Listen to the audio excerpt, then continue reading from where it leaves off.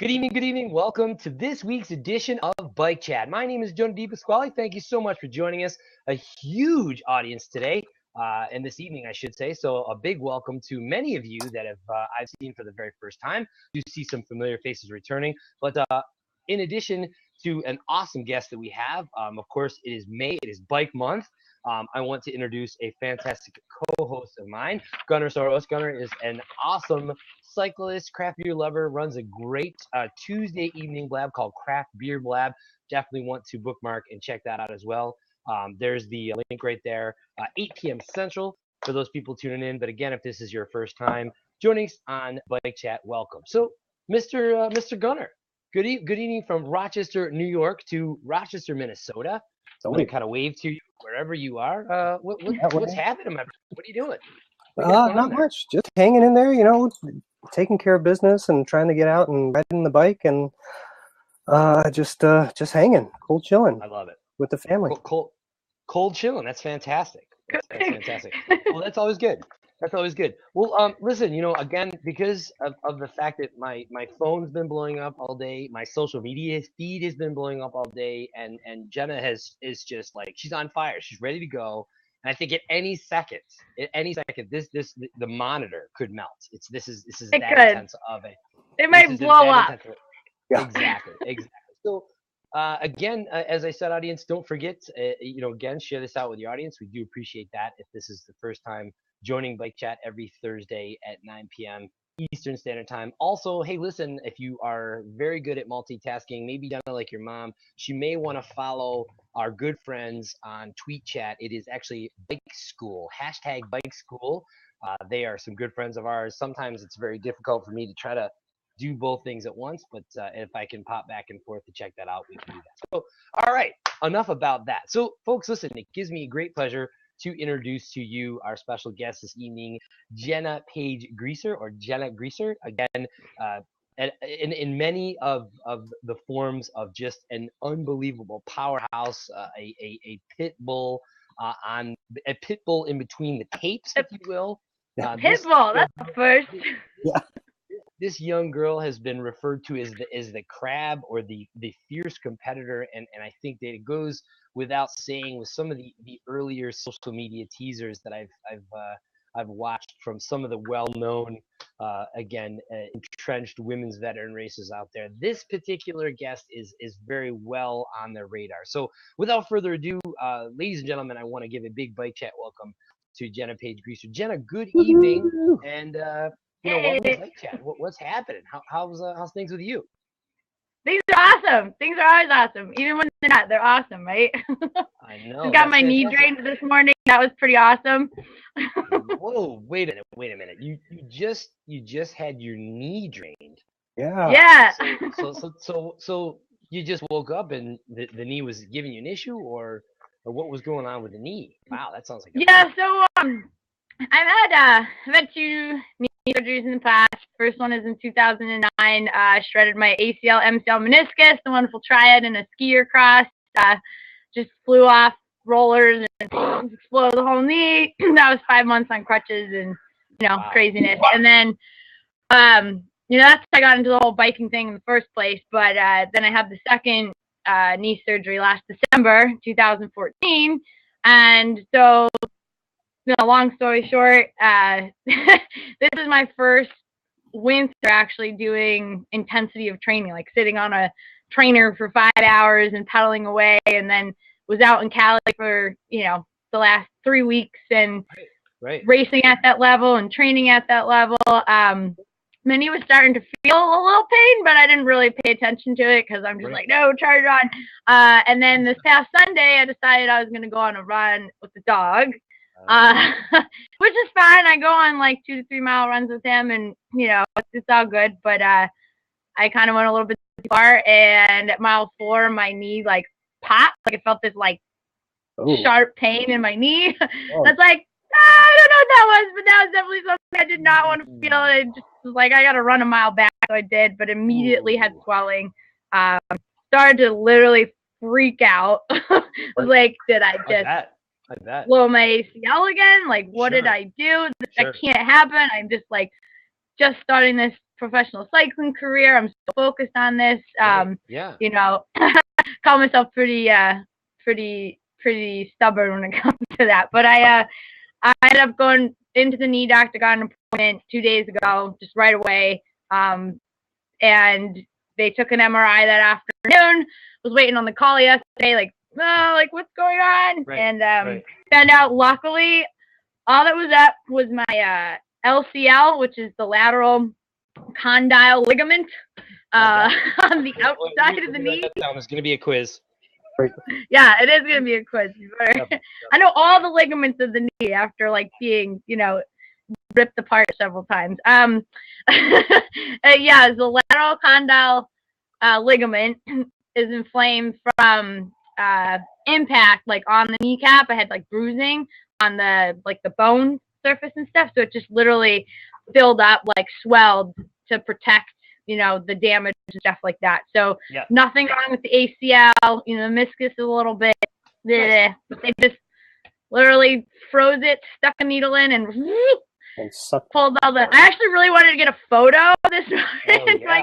My doctor's like, of course you would, Jenna, and I thought that would have been really cool because there's like this much fluid. They took out a lot, and it still got some stuff in there, but anyway. Wow. Now up to this point, you know, your knees had been okay. It sounds like from your snow sports, your earlier snow sports years. Did you have issues with your knees prior, or? Yeah, no, never. Like, that was the crazy thing. You know, I was a really competitive runner. Actually had like D1 running scholarships for college and stuff, and I had never had any problems really with my feet. Never had shin splints in my life, like strongest knees ever. And then just literally after that skier cross incident where I was airborne and thought my life was gonna end. I was like, saw everything flash before my eyes. Yeah. Landed on and just shredded. And since then, it's definitely been very different to run.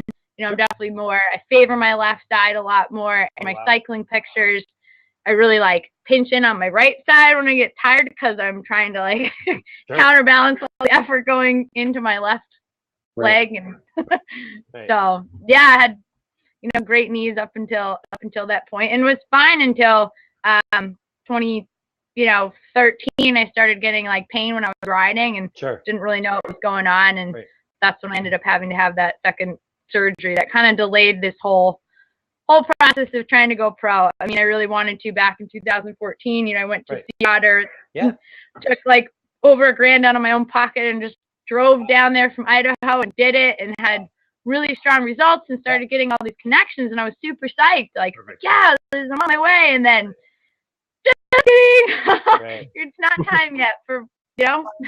Sure. So I mean, you went out to you know, again, you went out to Seattle. You tested the waters. Now I know this year you had attended as well, and this year you had you did very good. In fact, I recall a couple of the interviews from some of your co-competitors. They were just like, wow, like, you know, just got shot out of a cannon. So I have to imagine that for you, I mean, that has to be a good stoke. I know that 9 out of 10 times when most people kind of put their hat in the ring to be pro, they get there and they're just like, whoa, like, you know, what did I just do? I feel like for someone like yourself that really sets a precedence that you just go all out, you know, and lead till you just run absolutely plumb out of gas. I mean, that, you know, that's certainly, I mean, you know, there's a lot to say. I mean, I can completely respect that style of racing. I mean, I was the same. I mean, I know race especially, but you know, I was just like, the hell with it. I go, whoever's winning this race, they're gonna earn it. You know what I mean? I'm gonna make them hurt. Of course, I was just as hurt. I was probably hurt twice as bad. But so again, talk to the Bike Chat audience about that experience, because I mean, you know, let's just, I guess, I mean, would you say unofficially the Seattle is sort of kind of the kickoff? Because I mean, a lot of things are you know, unveiled from an industry perspective, like this widget, these gears, and this bike, and this pro rider's riding for this company. I mean, would you elaborate on that a little bit, as well as your experience getting back out there once again? Yeah. I mean, so prior to Seattle, I made it my goal. You know, everything's for cross right now. So this is like my minor, and my cross is like my major. And but I went in with this notion of I'm just gonna go tackle the Pro XTC circuit, and I'm gonna start right from the beginning at Benelli. Nice. So I went and did Benelli 1. It was just a C3 race, but still got me. I was like, I want to have this experience before like Sea Otter, before all of this. So I'm like, I know what's up. Like I'm not, I just did brand new 29er bike and all these other things that, logistics of traveling. This is my first time to really like go and do all of that too. So, went out to Benelli, flew out, and then came back, and then went out for the 2.5 weeks before Sea Otter. And I think really the kickoff for it seemed like domestically for most like of the women was actually Fontana, like more pro women showed up at that race, and then it was really the U.S. Cup right before Sea Otter, which was back at Benelli. So that was like Emily Batty was there, and like all these people from Melaine Dong, who was like not Dong, that's Evelyn Dong, but I can't remember her name. She's from Denmark. She was like riding in front of me for like the entire race, and Argentina, we had people from Mexico, and I was just like, that for me was like, whoa, this is like real. Like this is actually, I'm getting called up last row still, but I was like, finished with a person who was on the second row, and these people from all over the world technically, and to just be in the same race with people like, as top notch as Emily Batty and stuff is just like, wow, okay, here we go. So I think for most women that, and for the men and the pro, that was like the kickoff, like people who I hadn't seen at the other 2 races, Benelli and Fontana, which were both C3s, all of a sudden, here's the US Cup, and like, but Sea Otter, I think, is what a lot of, you definitely have a bigger field for the pro men and for the pro women, just because it draws the whole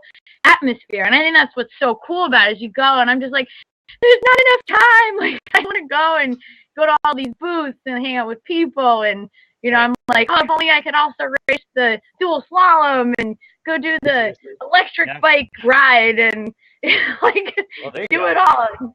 You just can't. It was like it's just so much, but that's what's really exciting about it. And I'm not even really sure what Wyndham or Boston are like, but it would be so cool to have something like what Sea Otter has at the kickoff, like, they're in the middle and at the end, because it really does bring the cycling community everything. Oh, yeah, it was so cool. So speaking of that, on my flight back, I was leaving from the airport, and Bob from New Hampshire, this guy just came up to me. He was like, were you racing in Sea Otter? I was like, yeah. And he's like, oh, I just came all the way out here from New Hampshire just to watch. And I was like, that's awesome. Really? He's like, yeah, I was here for like 5 days. I made this whole vacation out of it, and he had all this cool swag. He's wearing like the Gears for Good shirt, and he's like, he was on a high just as much as I was, and I thought that was really cool. That to me was like, yeah, this is what this is really all about. Is bringing not just the athletes, but the people who just love the sport and the community around cycling and are very much a part of it. So yeah. That's awesome. Very, very good. And well, I think that's one of the reasons that we're all into cycling, because of that exact reason. Question, Joy Gouge, what advice would you give to young girls who are interested in pursuing cycling at a more advanced level? That comes in from Joy Gouge. There's your audience cue. That's awesome. My first question. Yeah. So for me, what's really cool is my parents had a huge influence on me from the beginning, in sports in general. But I have pictures of me literally on the back of my dad's bike, in a helmet that's as like big as my head, and like just like hanging out on the back of the bike, and like having an influence from definitely people, if like your parents or somebody that's also like in your community and stuff, the kids is something that's like huge, like absolutely huge, to keep that positive thing going. But I think for the young girls, it's just like, I, as a young girl, always on the bike, I just stuck with it. You know, I just ended up going to these rides with all the boys and like was like, it doesn't matter. Like, I'm just going to totally ride. I don't have to be, you know, in this group and stuff like that. I was like, I'm going to take chances and and just do it. But I think trying to keep that positive attitude with it too is, you know, huge. Sure. But at the going to the more advanced level, I think is, you know, it happened to me much later on in life because I was pursuing running and skiing, but the same thing applies, you know, is it's that you need to literally just like stick with it and just be confident in yourself. And I think for me, through sports is what built a lot of my confidence. Through the running, through the skiing, it gave me great like satisfaction and just being able to be confident as a female out there, like, you know, racing with the boys. My mom can tell you, other people can tell you, like, you know, I raced and beat all the guys from Avon Old Farm School and like, you know, which is awesome.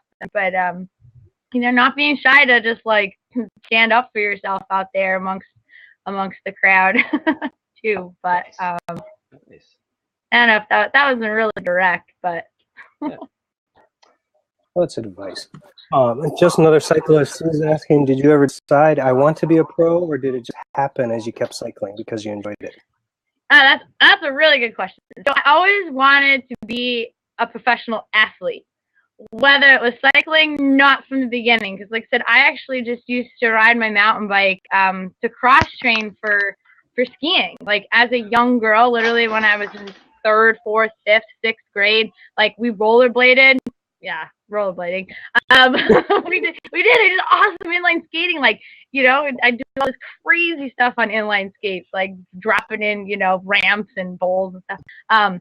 But I was doing everything for my focus on being a professional skier. Like at 14 years old, I went to a ski academy up in Bethel, Maine, and I was like, this is what I'm gonna do. This is like my life. And then I realized, no, I don't think this is really what I want to spend all my time doing.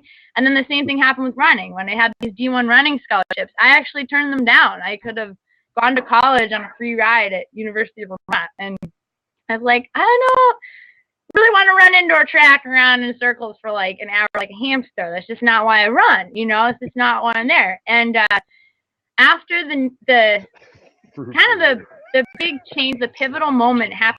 I was doing triathlons. I'd gotten like a super junker kind of bike. You know, it was like low end road bike, and went into Benidorm Bikes in Canton, and I got hired on the spot during my fit to work sales. And I was like, what? I was like, did this just happen? Like, why? Like, why did this just happen? I was like, sure, I was gonna go groom dogs at Petco like for the summer. It just sounds way more exciting. I know nothing about bikes. I just know how to ride them really fast and like run really fast. And, you know, so as you know, after the knee surgery, I really couldn't run anymore. And I was like, you know, I'm just going to ride my bike. I'm just going to ride it all the time and ride. And it just kind of fell into place. There was never really this, I'm going to actually be like a professional cyclist. Like this is something I want to put into part of my career. But yes, being a professional athlete has been something I've wanted to be since I was young. I can remember 1st grade, you know, little girl. It was like, yeah, I want to inspire and do things through athletics to some extent. And cycling has finally been able to be that sport, I think, where I can actually balance the rest of my life out along with it and be just so happy doing it. So, yeah. Well, it sounds like it really fell into place for you in finding that right sport and the right support system behind it too. I think, yeah, the other sports, you know, like running and skiing and stuff, they were more like forced. And I think almost maybe that's why those things didn't really work out for me, you know, because they were like things that I was like over like trying to do, especially at a young age, but it never felt right to me. It never felt in balance with the rest of my passions. And I'm somebody who loves and does so many things. Like everybody who's watching here almost or knows that like I'm in 20 different directions like all at once. And you know, being in the cycling community and industry, I feel like is a place where I can actually develop myself as a being too within it. So right. Right. Absolutely. And speaking of development and things like that, I know that we were teasing out the women's paddle project, which is pretty huge. Diving down into it a little bit more. Hey, look. Oh, but in the meantime, here we had a question from Kate.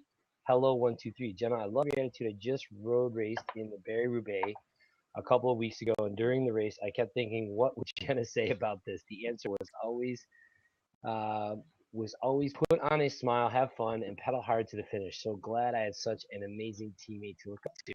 Nice. Nice. Yeah. That's awesome. Yeah.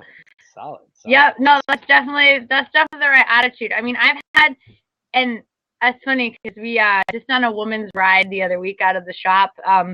We had some catastrophes happen. We had a wheel malfunction. We had a crash, and it's this person's first time crashing, and all this stuff. And I'm like, it's like, this is welcome to the world of cycling. It's like, you gotta just put a smile back on and brush it off, because I've had a crank arm come off, and everything happened right since you saw it and see it. I was the lucky one who got a nail 2 inches long into my tire on the ramp, but I rode Richard Freeze is yelling it over the loudspeaker. He's like, Jenna's still running. She's still running. She's just running. And all the little Bella girls were there and cheering me on. It's like seeing all Awesome. those girls talking about for young girls getting all those girls are just yeah, cheer. There's 40 of them. And I was like, I can't quit. I was like, I have to show them I'm going to the end. Everyone had started to preview the course, the men.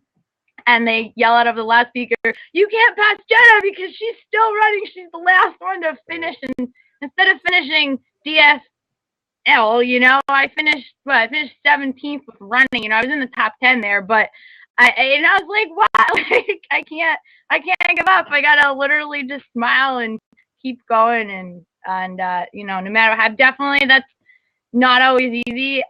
Sure. To be, that's a false statement if I were to say that every single time something has felt awful, I feel amazing. And no, I definitely don't.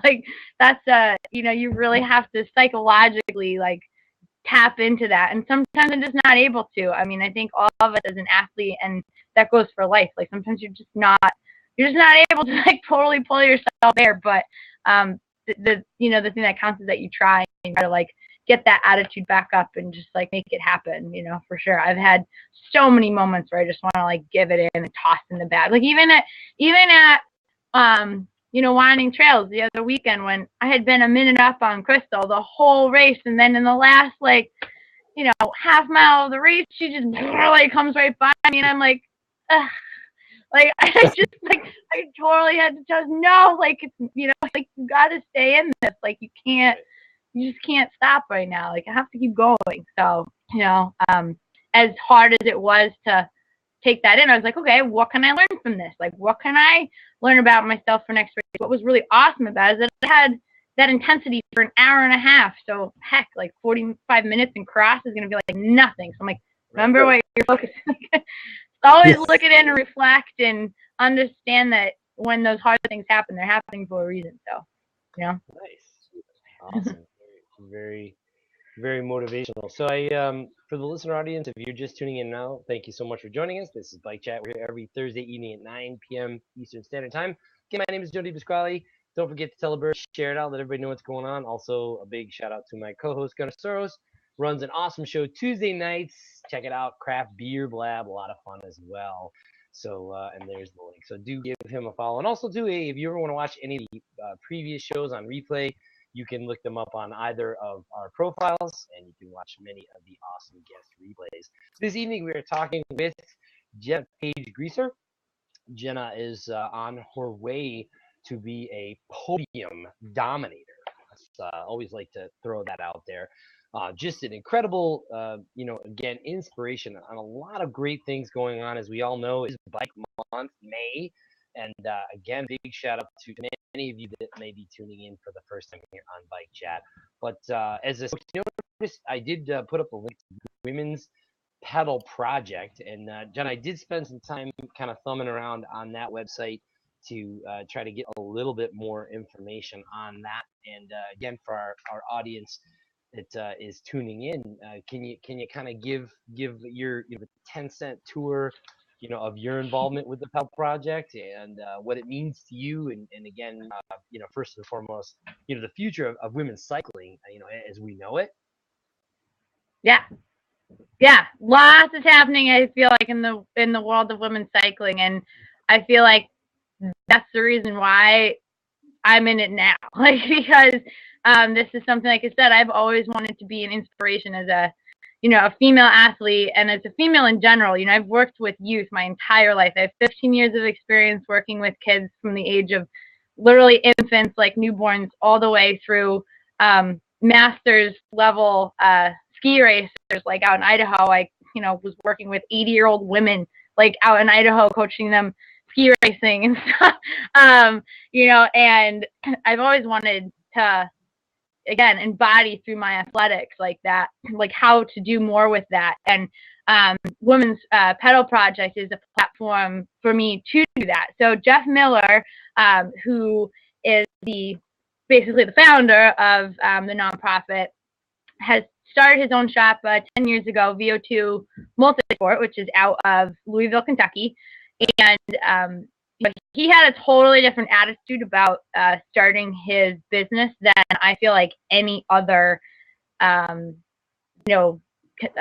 athletic business has. Like, he really embodies the whole vision of training hard, and but at the same point, like, it being something very inspirational and community based. Like, I was down when I went down. They have a whole gym up above the store. Like, they've got lounge area. They got They got it all, like, pulling it all together. And he really embodies, I think, the multi-sport athlete. They have a huge focus on cycling, of course.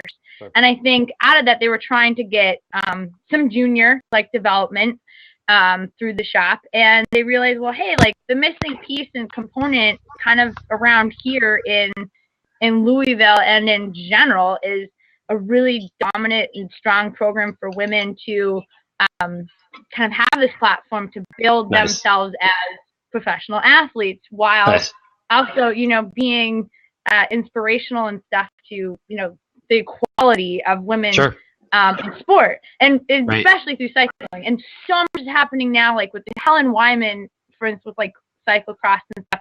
She doesn't really know me yet. I mean, we were in a race together, and I was in front of her at Gloucester and stuff. But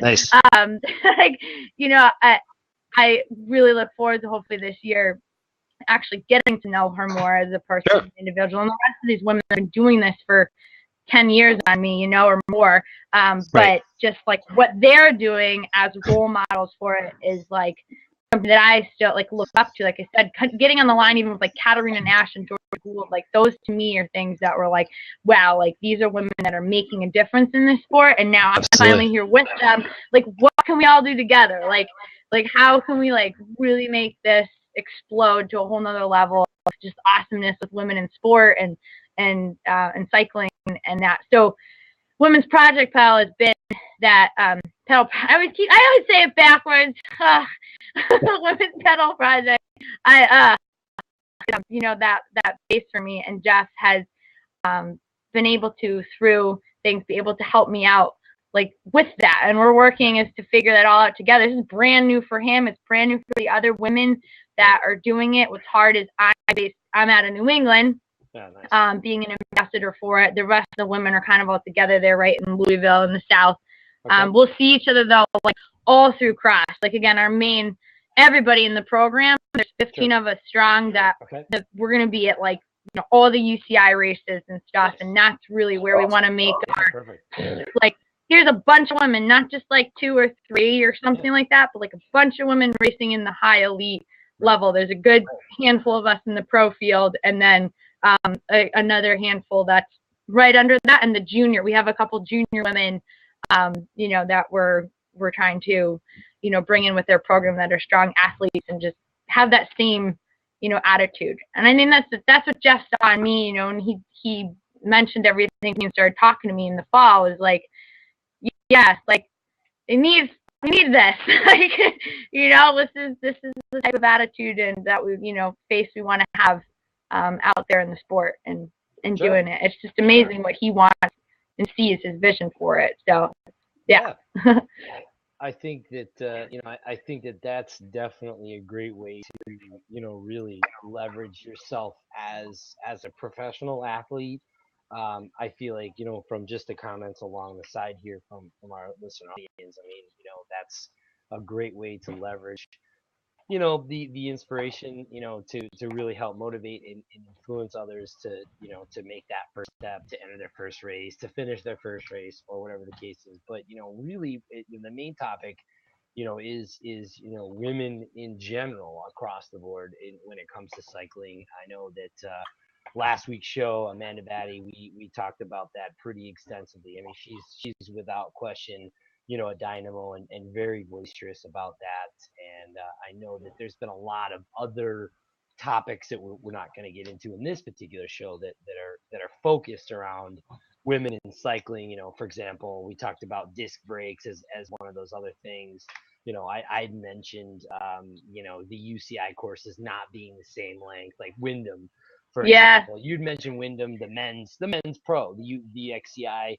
They do 7 laps. The women do, they do 5 laps, and there's no reason when you want to be the best of the best. They feel like as a gender they're being cheated because they're like, well, shit, of course I can race 7 laps just as many times. Well, yeah, and the funny thing is I think like half of the men's pro field, even like most of us that are up there, like we're having the same split times, if not faster split times. And like they're not saying it, but you know what I mean? It's like, okay, like so what's the difference? Like our lungs can go just as long. There's no difference in our lung capacity and our power. Like, I mean, to an extent, but you know what I'm saying? Like, there's no reason why, like, again, well, yeah, because like at fun, some of them it's just like a matter of 1 lap difference too. It's not even that. So it's like, what? Like, like still just do all 7, and then if you have to pull because of the 80% rule, you have to pull if that that's across the board regardless or something like that. So like. But yeah, because I think a lot of people get skewed with it from, I'm still like brand. All of this is like, whoa, like being just. I'm totally getting like thrown into all of this. Did I totally make your? Can you hear? I thought my like explosion was too loud, and you like no, that's not loud. That's not me being loud at all. But yeah, I'm just getting. Everything's like new. It's coming at me so fast. It's so awesome. It's so exciting. Sure. I mean, starting the cross season, I was 8 months post-op on my knee. I had no cross bike, but I was like, I'm gonna do this. Like, I'm gonna go. I don't know what any of these UCI is like. Just I had no calendar, no coach, no plan. Just like wing it. Sure. But I think what I'm definitely seeing is that there's definitely a huge now like explosion within the sport, and it's not. I think what a lot of people are getting skewed with what the women's thing is like, the equal payout. Like, it's like all I like hear about is this like debacle about like equal pay. Well, the men work harder or the men do more of this. It's just okay, well, I don't even know why we're just talking about the price of things anyway either. I don't see why there has to be a difference with that. The women are working just as hard as the men, and the men are working just as hard as the women, and so of course there's. In sport across the board, definitely gravitate. There's more people that do watch, for instance, like men's basketball sometimes than women's basketball or whatever. But like, I don't know why the dollar has to flow necessarily has to flow that way. Like, why is it judged off of that? So yeah, just like you should have a different measure for those things and why and how. And I feel like there's really no baseline to it. But now, like that's on the revolution with that because so many people are speaking up about it, and they're kind of like, like I feel like because people are speaking out like it is with anything in life, like changes happen. You just gotta talk about it and make a stand, and that's how things work. You can't just sit there like complaining about it. So right, absolutely. That's a great point. Right, go ahead, Gunnar. Yeah, conversation is happening, and I think that's a good thing. So that things hopefully will be moving forward. Sometimes you think it's maybe not moving fast enough, but at least it's moving, and people are having that conversation and wanting progress in it. So I think that's a good thing. Yeah, Yeah. but I think, I think the big point also to kind of dovetail on, Gunnar, what Gunnar was saying, you know, the the the industry as we know it needs, I don't know if you guys, the audience, knows Gary Vaynerchuk. Gary Vaynerchuk, he's a very an entrepreneurial, young, motivational businessman, just always, rip roaring and in your face kind of thing about a lot of progressive business philosophies. Anyway, the one of the points that he talks about a lot is disruption, right? And I feel like, the Jena Page Greasers, the Amanda Bettys, the Sonya Loonies, many, the Mo Brunos, and so on and on and on and on. I feel like, those particular influencers in the industry across the board are really getting people to pay attention, and I think they're doing it, with panache. They're doing it with style. They're doing Oh it. yeah. They're doing it with Yeah. class. They're very, you know, I don't know. Call me old school. Kind of hard on the sleeve. I'm very transparent.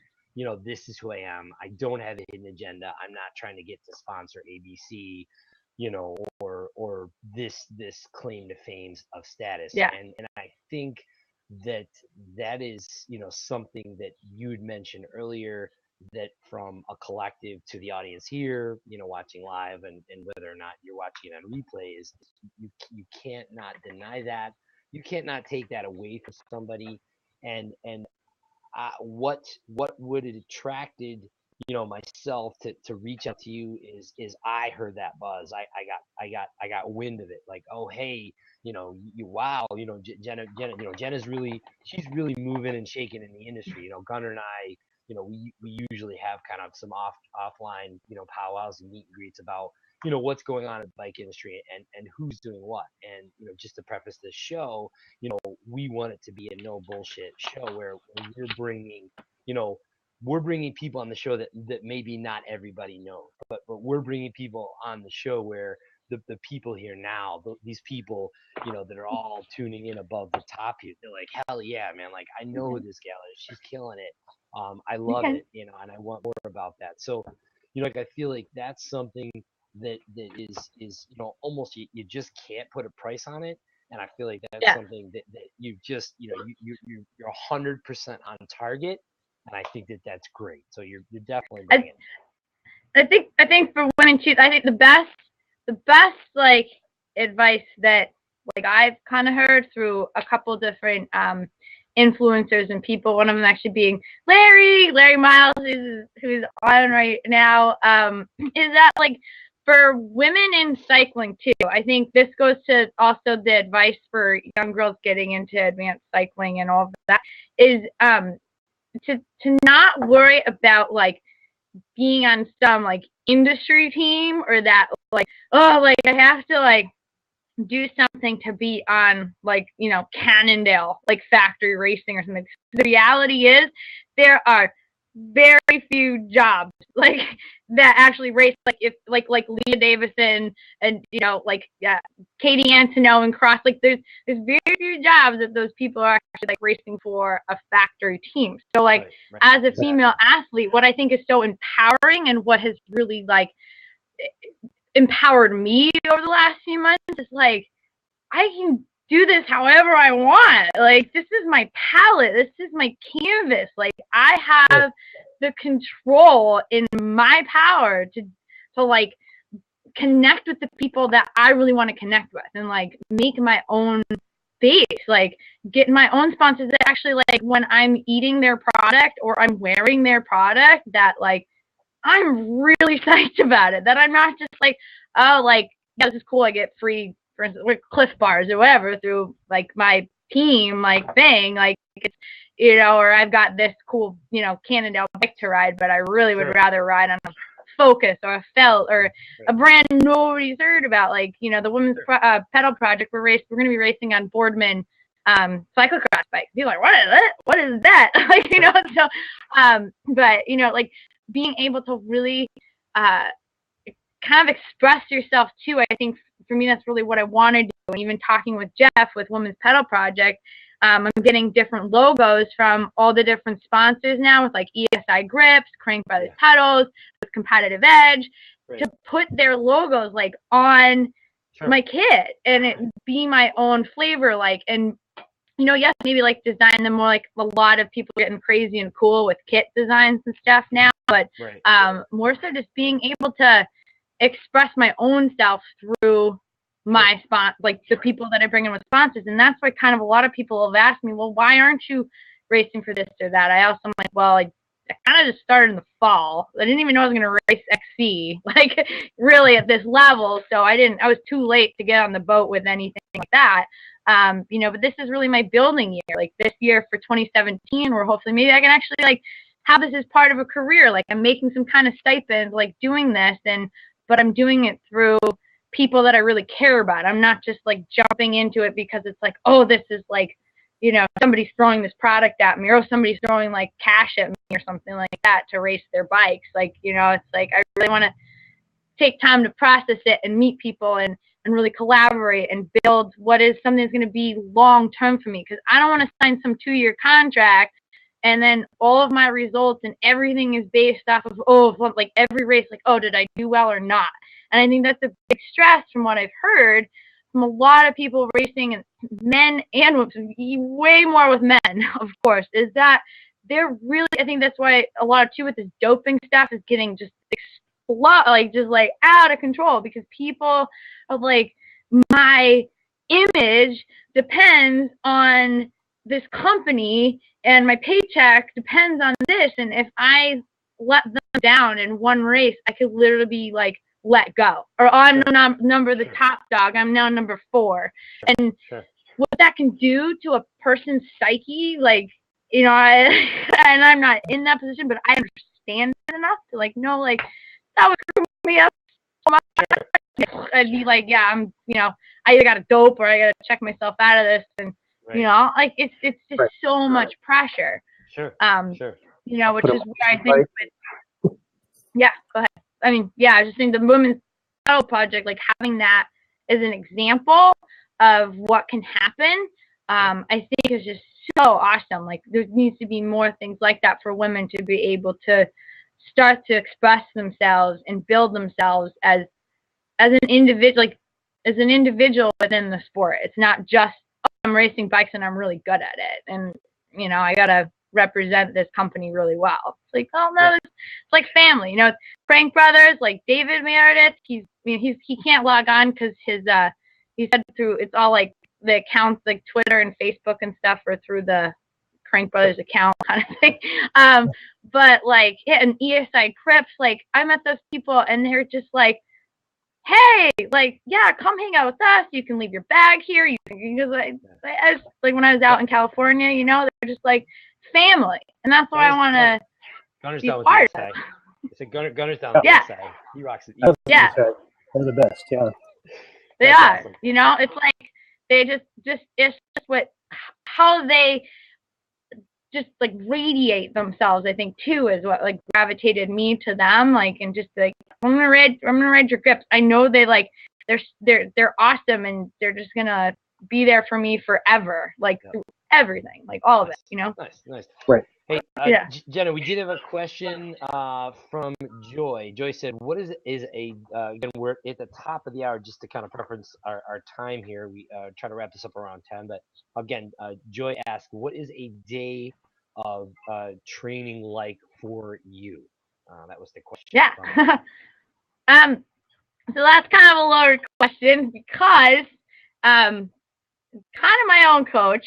Still, back in the fall, I was just, I was literally riding my bike and listening to my body. My whole life, I've never had a specific like one-on-one coach. Like, of course, I had coaches through all my athletics, like in my sports teams, and they were coaching lots of other people and like through that. But with cycling in the fall, I ended up getting on with Jam, but I wasn't really a part of the program with Cycle Smart or anything like that. I just did like a Jam grant fund because it came in the middle of the year, and they helped me with like the bikes and all the equipment, and it was amazing, and then I finally got, I didn't even have, I had no sensors on my on my bike. I just got a got heart rate in a computer like 2 weeks before nationals. So Al Donahue with the Jam Fund was able to like kind of give me some workouts and stuff like that. Nice. You know, which is cool. But now actually through Women's Pedal Project, Joe Collins, he does a lot with like their like more multi-sport athletes, but at least I go on like Training Peaks now, and like just the other day, like now I'm all over Strava and I got a Garmin 810 and I feel like super official now with all these gadgets. So I'm actually like able to share kind of that training, so you can go ahead and follow me on Strava. I can put it in the little thing here what my name is, and that way you can kind of start to follow that. But you know, in the last two, really through California, it was all about base, because again, I'm not focusing on the XC. Like, yes, I'm of course going into every race like wanting to race my best, but I'm also like, well, I can't peak every weekend from now through 6 months from now to the start of cross season, which is going to be full throttle, like blah, blah, blah, blah, like all the way through. So I was doing a lot of base, and when everybody else was moaning about it being snowy and cold and I can't go for a ride, I'm sitting on the trainer for 5 hours indoors, like, you know, like making excuses, like no excuses, like just get at it. And, you know, so up until this point, I've been just putting in tons of miles, as much as I can, you know, but now I've kind of dialed it back a little bit. I'm going through a little, like kind of reprieve block. Also the knee kind of gave me a hint, like just you need to dial it back, you know, listening to my body with that. And but I do a lot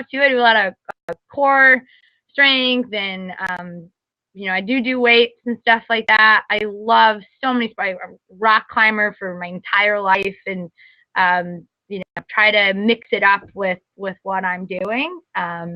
You know, it's funny because people always ask when you're, oh, how many miles do you do? But I'm always like, well, it's not just about the miles, because anybody can ride 50 miles, really, depending on how are you doing those 50 miles. Like, you know, what's your intensity and where do you do it? So right now, a lot of it's just built on the base. I'm trying to go, you know, in the races, all out as hard as I can for as long as I can to build that intensity again for cross, so that way when cross comes, like that 45 minutes is like, what, we just raced, like, you know, that's what I want to feel like. That's, you know, that's how I want it to be. So you know, that's the goal in mind. And I think that's what's really hard with the training, is you've got to have these goals and keep that in mind and keep that in check. And for me, that's what at least Joe has been able to help me do, and we're gonna hopefully hook me up with power so I can start doing some of that, and he can be there a little bit more for me as far as like, okay, like, nice, what are your goals for this and where can we go with that? But without a goal, it's really hard to train for anything, no matter what level you're at. Or you Cat 5, Cat 4, Pro, you gotta set those goals, and you know, you have to make that stay at the forefront of your training and keep that in mind. Because if you want to, again, my dad's a sports psychologist. He's a PhD in sports psychology. He's literally my sports psychologist. And nice. I'm totally able to separate from him being dad and my like sports psychologist. Of course, the lecture I get after I call him on Monday being like, my knee is swollen and I can't really walk and I'm freaking out. Why'd you run? Why'd you run 5 miles? You shouldn't be running 5 miles when you're a professional bike racer now. I'm like, yep, like, totally, like, knew that, like, you know, so you had, like, again, am I trying to be a triathlete, or am I training to be a professional bike racer?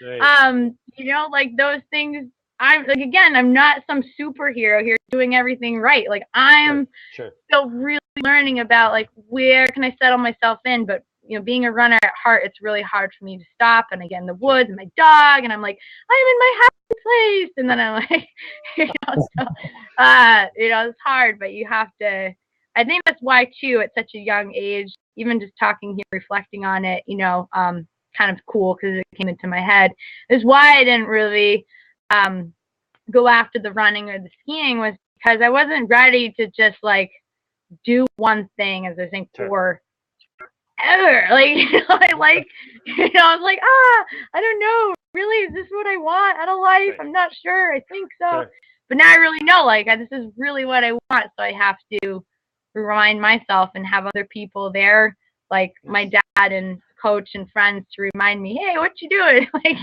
you know, remember what your end goal is. So that's my 2 cents on that.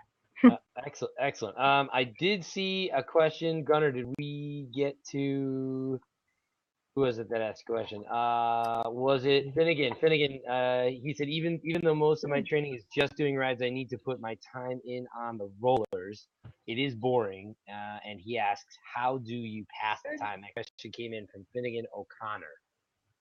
Yeah, Finn. That's a good question, dude.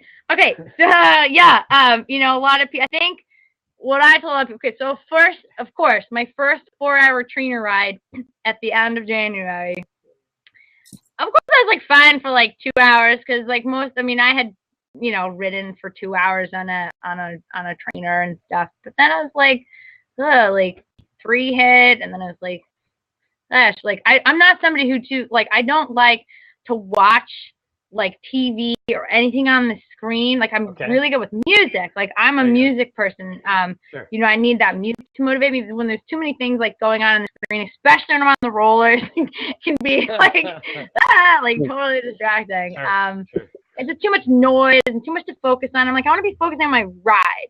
I think the best thing for me is that I started is you know, being able to have some kind of workouts or goals for that ride. Are you riding for 5 hours at 120, you know, heart rate, or are you actually riding at, you know, 4 hours and you're wanting to get in some endurance and stuff? And the first ride was terrible, of course, but then the next ride I did it, that was like, okay, this isn't so great, but all right, what are your goals here? Like, keep in mind. And then like by the third and fourth ride, and then I was doing 5 hours, literally I was like, that was 5 hours? I was like, that's like 2. Like, you know, you just have like hit that crap. And I know for those who haven't been doing it, or the athletics as much or as intense, definitely that's overwhelming and that's hard. But like anything, like they say, you know, you go to the gym, you lift the weights, your whole body like move. And then, you know, so many people don't follow through because they're like, oh, it's too painful. But, you know, it's that being able to work through that pain that second, third, fourth time. And I feel like once you kind of hit number 5, you're like, I'm here. Like I'm doing, you start to feel the results too. And I think that's the most motivating thing for me is by the time I hit that like 5th, you know, trainer ride that I was riding for over like 4 hours, I was like so motivated. Like I did 3 5-hour trainer rides before I flew out to California that week. And like, I didn't dread getting on the bike for any single one of them. I was like, yes, like I'm gonna ride for 5 hours on the trainer. I mean, not that excited, but I had to like get myself like that. You know, you totally have to just psych your head into it and you psych yourself out with that, and find out too. Like I think you got to experiment because I do know people who like to listen to music and watch TV at the same time, and that's what gets them through. I know people who's like all music or just like some screen, or whether it's watching bike racing or action or, you know, whatever it is that you have to kind of experiment around with that and find what works. And of course, if you have a buddy to do it with, is like probably the best thing. If only my dog could be on a trainer like next to me, that'd be awesome. Okay, so speaking of the trainer, I haven't pulled up the video. I probably should have thought about it, but I'm sure for the listener audience, the viewer audience out there, have you seen that viral video with? There's a couple athletes that are doing it. They take the tire while they're riding. I don't know, Gunnar, if you can dig that one up. They take the tire. And they flip the tire over their front wheel and then over their torso back and out their back. I would wreck so hard that I would never ever get on rollers again. By the way. And you could totally do that. Oh, like what's cool too is I started practicing my no hands like on the rollers. Like I was doing like no-handed rollers and then like trying to do like it's, you know, like give yourself a little something to do. Like definitely. You know, to be our own superhero. What was that? What was that? Oh, Gunnar, where did that come from? Gunner's looking for the video. Is that Gunner's? I think he. Oh, it's like I'm superhero. Where are we going with this? Yes, is that the person in the open seat? The ghost is speaking. know. Yeah. Seriously. That's for sure. We're all losing our mind. We've been on Blab. I know. Well, listen, we're at the top of the hour, and boy, I tell you, this clearly could be like a 24-hour blabathon at the rate. I can see what? It's been an hour. It doesn't feel like an hour. It has been an hour. Yes, absolutely. But hey, listen, two quick reminders.